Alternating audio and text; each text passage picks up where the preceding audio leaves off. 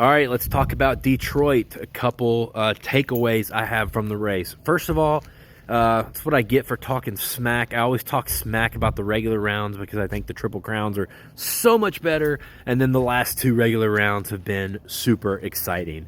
So yeah, I guess that's what I get. So yeah, I don't remember a race this exciting. I don't really remember one this exciting ever, as far as so many big names passing each other and then repassing each other, and it wasn't really crash related. They were just race passes, which was really cool.